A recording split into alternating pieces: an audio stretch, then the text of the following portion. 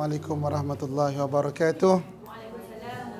Alhamdulillah wassalatu wassalamu ala Rasulillah wa ala alihi wa sahbihi wa man tabi'ahum wa man nasarahu wa la syukur pada Allah Subhanahu wa taala. Pada malam berbahagia ni kita menyambung kembali pengajian kita iaitu syarah rukun iman ya. Jadi kita telah bincangkan rukun iman yang pertama dan rukun iman yang kedua. Okey. Malaikat. So beriman pada Allah dan beriman pada malaikat Okey, pada malam ni kita akan sambung bicara mengenai rukun iman ya. Apakah, dan malam ni kita akan masuk kepada rukun iman yang ketiga, iaitu beriman dengan kitab. Beriman dengan kitab. Apabila kita bicara mengenai rukun iman beriman dengan kitab, kita akan bicara daripada 5 sudut. Okay, bila kita bicara mengenai rukun iman yang ketiga beriman dengan kitab, kita akan bicara daripada 5 perkara. Jadi 5 perkara inilah yang dimaksudkan beriman dengan kitab. Okey. Yang pertamanya yang dikatakan beriman dengan kitab, bahawa beriman kitab ini diturunkan oleh Allah Subhanahu wa taala. Itu yang pertama. Okay, surah rujukan kita adalah surah Ali Imran ayat yang ketiga. Allah Subhanahu wa taala menyatakan a'udzubillahi minasyaitonirrajim.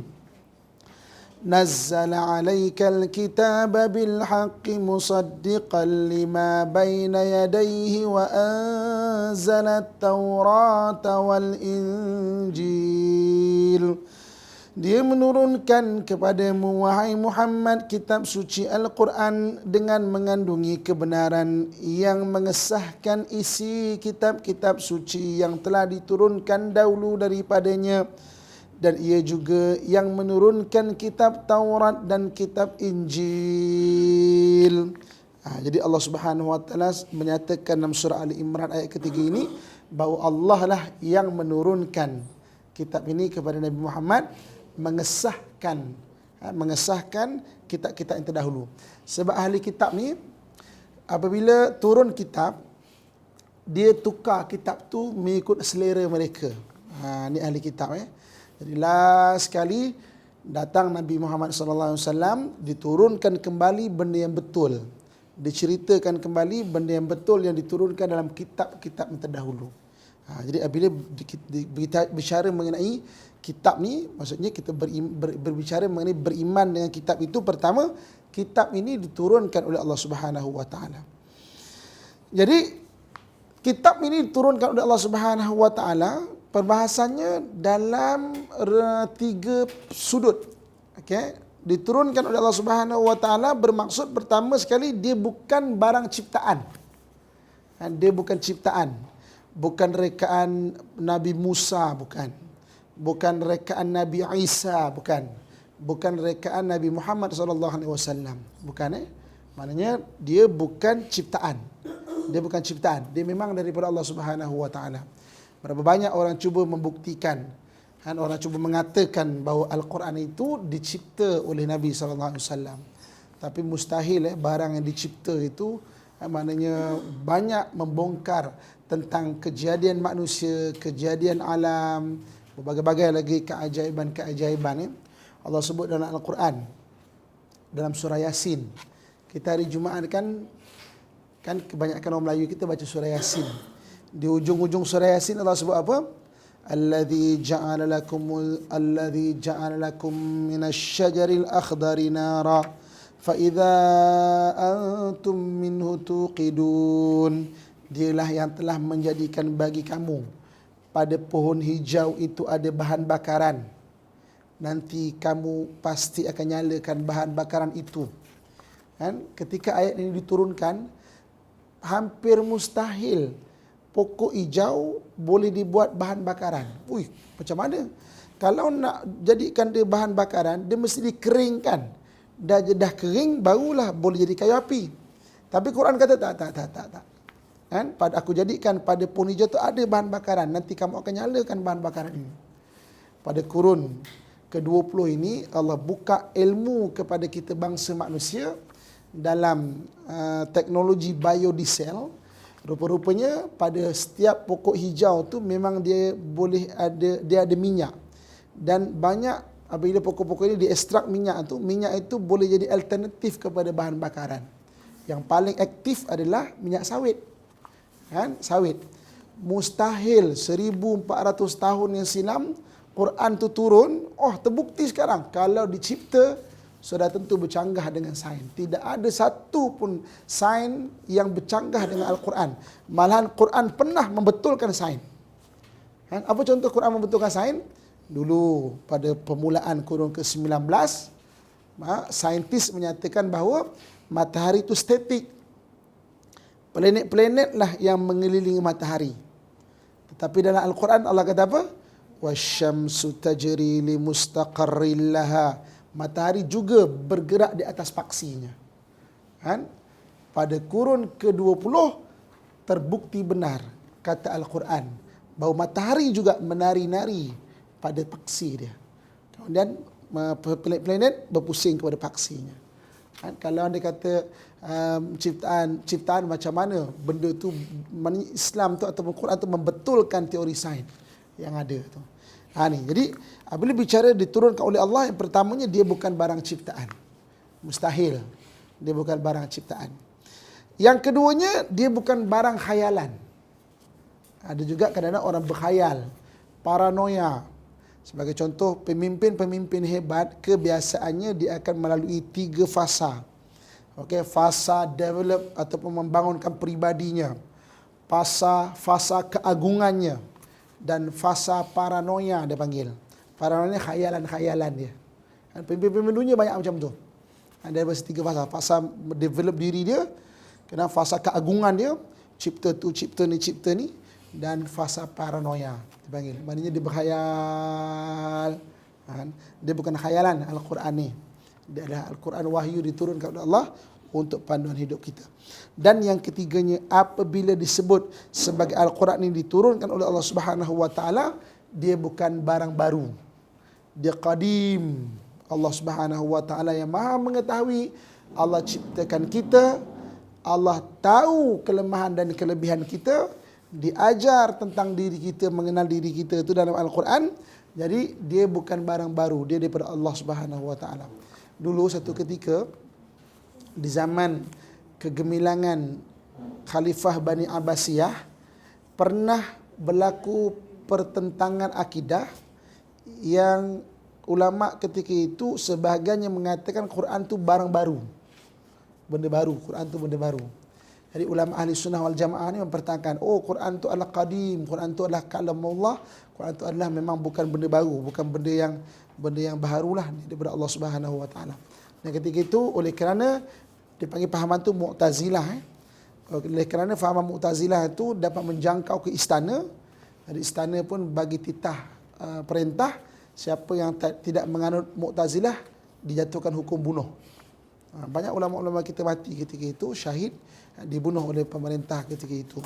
Kan? Di antaranya yang pernah diadili Imam Syafi'i. Contohnya kan. Jadi tapi Imam Syafi'i cerdik, terlepas daripada hukuman itu. Di imam lain banyak yang syahid. Sebab apa? Mereka menyatakan Quran itu baru. Jadi mustahil ataupun Quran itu diturunkan oleh Allah dan dia bukan barang baru.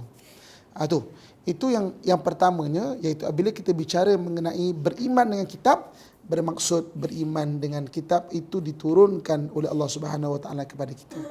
Bila kita bicara mengenai diturunkan oleh Allah, maksudnya bukan ciptaan, bukan khayalan dan bukan barang baru. Ini Allah sebut dalam surah Ali Imran ayat yang ketiga. Kitab-kitab ni kesamaan dia 2 benda. Diturunkan kesamaannya pertama akidah. Akidah dia sama, mentauhidkan Allah. Tauhid tu apa? Allah tu esa, Allah tu satu. Kan? Esa satu, mana mentauhidkan Allah. Daripada zaman Nabi Adam, Idris, Ibrahim, Ismail, sampai Nabi Sulaiman, sampai Nabi Musa, sampai Nabi Isa, Allah tu esa. Sebab ada ketika dah dirubah ajaran tauhid tu, Allah tu ada anak, kan? Allah tu ada keluarga dan sebagainya lah. Maha suci Allah. Kesamaannya 2. Pertama daripada sudut akidah itu, yang keduanya daripada sudut akhlak. Kesamaan dia. Yang beza dia sudut syariat. Syariat dia buat hukum hakam. Hukum hakam ni antara nabi-nabi dia tak sama. Sebab apa? Ada nabi diutuskan khas untuk satu kaum. Dan kaum itu dia jenis keras sikit. So syariat dia agak keras sikit. Macam tu. Jadi apabila berlalu masa, datang Nabi kita Muhammad sallallahu alaihi wasallam dengan membawa kita Al-Quran, mana syariat Nabi kita Muhammad. Okey. Ada orang yang tak percaya pada syariat, tetapi dia tetap akidah dia Allah Esa. Tetap dari sudut akhlak dia sama. Kan? Jadi bagaimana keadaan dia? Keadaan itu disebut sebagai ahli kitab. Ahli kitab. So ahli kitab ni sembelihannya boleh dimakan. Mana sebab dia tetap bertauhid ke Allah tu satu. Ada khilaf. Adakah ahli kitab masih wujud ke tidak? Ada khilaf. Ada yang berpendapat ia masih wujud lagi kalau dia tu masih percaya Allah tu satu. Allah tu Esa. Tapi ada kata dah tak ada dah. Kan? Tapi kebanyakan ulama-ulama kita daripada terutamanya daripada belah-belah Jerusalem, belah-belah sebahagian daripada Eropah dan juga sebahagian daripada Timur Tengah masih berpendapat ahli kitab tu wujud. Sebagai contoh, di Jerusalem tu makanan yang disembelih oleh orang-orang Yahudi Ortodok yang ada istilah kosher, maka boleh dimakan. Itu ijtihad mereka. Sebab mereka juga menyembelih atas nama Allah. Mana sembelih itu masih lagi sebut nama Allah. Shem, macam bismillah lah. Shem. Bismillah. Shem. Shem tu mana bismillah. Dia sembelih itu atas nama Allah lagi. Tapi yang Kristian dah tidak ahli kitab. Sebab Allah sebut dalam Quran, Allah kata apa? Laqad kafara alladhina qalu innallaha thalithu thalatha. Kafirlah orang yang berkata Allah tu Trinity. Maknanya dia bukan tauhid lah. Maksudnya dia dah kata Allah tu ada anak. Mana bukan tauhid lah. Kan? Bukan tauhid. Okey, sambung Okey, beriman dengan kitab yang keduanya, beriman dengan keadaan kitab. Okey, apakah yang dikatakan beriman dengan keadaan kitab? 3 perkara. Iaitu yang pertamanya beriman kepada siapa kitab itu diturunkan. Yang keduanya beriman mengenai ada kitab ni berbentuk kitab, ada yang berbentuk lebaran. Yang ketiga meyakini hanya Al-Quran saja yang dijamin akan kesahihannya. Okey, kita pergi huraian ya. Jadi apabila kita bicara mengenai beriman dengan keadaan kitab, bermaksud beriman dengan 3 perkara. Yang pertama apa? Beriman dengan kitab, iaitu keadaan kitab itu beriman kepada siapa kitab itu diturunkan. Kitab Zabur diturunkan kepada Nabi Dawud AS. Okay. Makam Nabi Dawud ada kat Jerusalem. Okay. Kitab Taurat diturunkan kepada Nabi Musa AS. Okay. Makam Nabi Musa ada di Kuthaibil Ahmar menurut hadis. Kuthaibil Ahmar ni pegunungan merah, berada di antara Jericho dan Jerusalem. Okay. Dan kitab Injil kepada Nabi Isa AS. Nabi Isa tidak ada makam dia sebab dia diangkat ke langit. Kan? Dia maknanya dia belum, bagi dia Isa belum wafat lagi. Dan kitab Al-Quran kepada Nabi kita Muhammad sallallahu alaihi wasallam. Kan? Di dalam Al-Quran Allah sebut di dalam surah Isra ayat ke-55. Surah Isra ayat ke-55 Allah menyatakan auzubillahi minasyaitanir rajim wa rabbuka a'lamu biman fis samawati wal ard wa laqad faddalna ba'dan nabiyyina 'ala ba'din wa atayna Dawuda zabura. Dan Tuhanmu wahai Muhammad lebih mengetahui akan sekalian makhluk yang ada di langit dan di bumi. Dan sesungguhnya kami telah melebihkan setengah-setengah Nabi. Dan kami telah datangkan kepada Nabi Daud itu kitab Zabur. Kita tinggal terjemahan itu. So, jadi maknanya diturunkan kepada Nabi-Nabi itu. Yang kita sebut tadilah. Okay. Yang keduanya apabila dikatakan beriman dengan keadaan kitab. Yang keduanya beriman dengan keadaan kitab itu ialah ada para nabi yang dapat kitab. Dan ada yang para nabi mendapat hanya dipanggil sebagai suhuf. Suhuf ni lebaran. Antara yang mendapat lebaran adalah Nabi Musa dan juga Nabi Ibrahim. Dalam Quran, Allah SWT sebut dalam surah Al-A'la ayat yang ke-19, Suhufi Ibrahim wa Musa. Suhuf-suhuf Ibrahim dan juga suhuf-suhuf kitab lebaran Nabi Musa. Jadi maknanya kita ada yang dapat kitab. Kitab tu full. Maksudnya full version. Full version merangkumi seluruh kehidupan. Full version. Dan ada yang dapat hanya suhuf dipanggil. Suhuf ni maknanya lebaran-lebaran, tak cukup. Tak cukup. Cukup bagi mereka saja. Contohnya macam menjawab sesuatu soalan. Jadi diturunkan suhuf-suhuf. Suhuf ni lebaran ni. Ada yang dipanggil kitab, ada yang dipanggil suhuf. Yang kitab tu syumul perbahasannya. Syumul. Okey, so jadi sama boleh Beriman kepada kitab, pertama beriman kepada siapa ia diturunkan So kitab tu syumul. Kemudian beriman kepada kitab juga beriman kepada lebaran-lebaran tadi sudah. Dan yang ketiga yang dikatakan beriman dengan keadaan kitab, iaitu beriman hanya Al-Quran saja yang Allah jamin kesahihannya sampai hari kiamat. Allah sebut dalam Al-Quran surah Al-Hijr ayat ke-9, Allah kata apa? A'udzubillahi minasyaitanirrajim. Inna nahnu nazzalna dzikra wa inna lahu lahafizun. Sesungguhnya kamilah yang menurunkan Al-Quran dan kamilah yang memelihara dan menjaganya. So jadi maksudnya pentingnya ataupun bagaimana Al-Quran itu Allah jamin. Allah lah jamin untuk menjaga dan memelihara Al-Quran itu. Kekal. Ia seperti mana ia diturunkan. Okay? Bukan saja di mushaf, tapi di dada-dada orang yang menghafal Al-Quran itu. Yang ketiga, yang dikatakan beriman dengan kitab bermaksud beriman dengan nama-nama yang diceritakan kepada kita. Nama-nama kitab itu sendiri. Nama-nama kitab yang diturunkan adalah Al-Quran. Al-Quran ini disebut dari Allah Subhanahu Wa Taala nama itu Al-Quran. Di dalam dalam surah Al-Baqarah ayat 185. Allah SWT sebut A'udzubillahi minasyaitanirrajim. Syahrul Ramadan alladzi unzila fihi al-Qur'an hudan linnas wa bayyinatin minal huda wal furqan. Bulan Ramadan itu adalah bulan yang diturunkan padanya Al-Quran menjadi petunjuk bagi sekalian manusia dan menjadi keterangan-keterangan yang menjelaskan petunjuk dan menjadi perbezaan antara yang benar dengan yang salah. Nama Al-Quran itu. So kalau dia orang kata nama dia sebenarnya bukan Al-Quran tu sebenarnya. Al-Qurra sebenarnya. Tak sebab nama tu Allah sebut dalam Quran bahawa nama dia adalah Al-Quran. Okey, kitab Taurat, kitab Injil sebagai contoh. Allah sebut di dalam surah Ali Imran ayat ke-48. Allah kata apa? Wa yu'allimuhul kitaba wal hikmah wat taurata wal injil. Dan Allah akan mengajarnya ilmu menulis dan hukum-hukum aturan agama dan juga kandungan kitab Taurat dan kitab Injil. Nama Taurat itu sendiri atau nama Injil itu sendiri disebut dalam Al-Quran. Kitab Zabur. Allah sebut dalam Al-Quran di dalam surah Al-Isra ayat 55. Wa ataina Dawuda zabura. Dan kami memberikan kitab Zabur kepada Nabi Daud alaihissalam. Itu jadi beriman dengan kitab. Yang ketiganya bermaksud beriman dengan nama-nama yang diceritakan dan diturunkan dalam Al-Quran. Nama-nama itu Zabur, Taurat, Injil dan juga Al-Quran itu sendiri. Nabi Musa, antara beza Nabi Musa dengan Nabi Isa adalah lebih kurang dalam dekat 2000 tahun macam itulah. Dekat 2000 tahun Nabi Daud dengan Nabi Isa lebih kurang 1000 tahun. 1000 tahun sebelum Masihi. Nabi Isa 1 Masihi.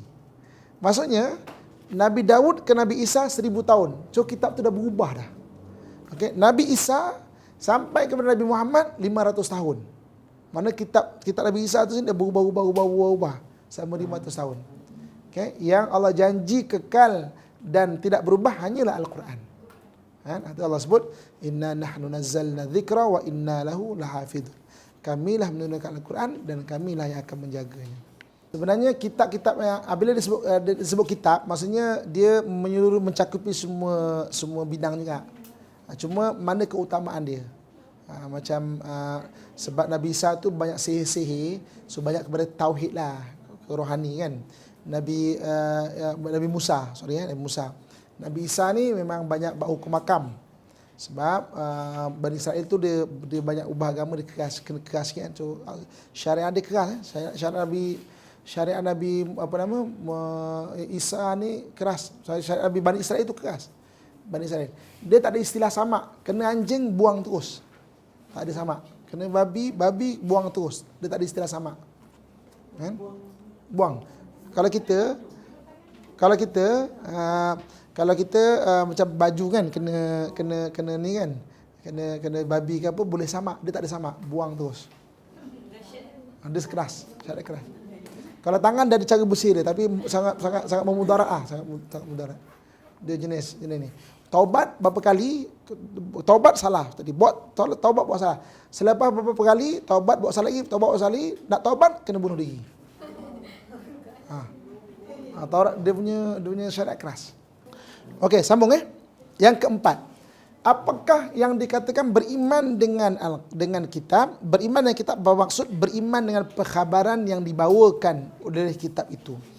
Yang dikatakan beriman dengan perkhabaran dibawakan ialah beriman dengan cerita-cerita Al-Quran, kisah-kisah Al-Quran, pengajaran-pengajaran, ilmu-ilmu yang ada dalam Al-Quran. Ia meliputi seluruh kehidupan manusia seperti akidah, ibadah, pendidikan, ekonomi, seni, sains dan lain-lain lagi. Di dalam Al-Quran surah Al-Baqarah 136 Allah SWT menyatakan, A'udzubillahi minasyaitonirrajim. Qulu amanna billahi wa ma unzila ilaina wa ma unzila ila Ibrahim wa Ismail wa Ishaq wa Yaqub wal asbat وما أوتي موسى وعيسى وما أوتي النبيون من ربهم لا نفرق بين أحد منهم ونحن له مسلمون. Katakanlah, wahai orang-orang yang beriman, kami beriman kepada Allah dan kepada apa yang diturunkan kepada kami, yakni Al-Quran, dan kepada apa yang diturunkan kepada Nabi Ibrahim, Nabi Ismail, Nabi Ishaq dan Nabi Yaqub serta anak-anaknya, dan juga kepada apa yang diberikan kepada Nabi Musa, yakni Taurat, dan Nabi Isa, yakni Injil, dan kepada apa yang diberikan kepada nabi-nabi dari Tuhan mereka. Kami tidak membeza-bezakan antara seseorang dari mereka sebagaimana kamu Yahudi dan Nasrani membeza-bezakannya, dan kami semua adalah Islam, berserah diri tunduk taat kepada Allah semata-mata. Dalam ayat ini jelas Allah menyatakan bahawa beriman dengan kitab bermaksud beriman dengan apa yang diturunkan oleh Alkitab. Apa-apa saja, kisah-kisah, cerita-cerita, pengajaran-pengajaran, ilmu-ilmu, perbahasan-perbahasan, maknanya beriman kepada apa yang diturunkan itu. Okey, dan yang terakhir, yang kelimanya adalah beriman dengan hukum yang tidak dinasahkan. Dinasahkan ni maksudnya yang dimansuhkanlah, orang Melayu kita sebut dimansuhkan. Yang dikatakan beriman dengan hukum yang tidak dinasahkan itu percaya, yakin dan mengamalkan segala titah perintah Allah yang tidak dinasahkan, yakni dimansuhkan. Di dalam Al-Quran Allah menceritakan hal ini di dalam surah An-Nisa ayat ke-65. Auzubillahi minasyaitonirrajim. Fala wa rabbika la yu'minuna hatta yuhakkimuka fima shajara bainahum thumma la yajidu fi anfusihim harajan mimma qadaita wa yusallimu taslima. Maka demi Tuhanmu, wahai Muhammad, mereka tidak disifatkan beriman sehingga mereka menjadikan engkau hakim dalam mana-mana perselisihan yang timbul di kalangan mereka. Kemudian mereka pula tidak merasa di hati mereka sesuatu keberatan dari apa yang telah engkau hukumkannya, dan mereka menerima keputusan itu dengan sepenuhnya. Jadi menerima hukum-hukum yang tidak dinasahkan, hukum-hukum Allah Subhanahu wa taala. Okey, itu sekian saja perbahasan mengenai beriman dengan kitab.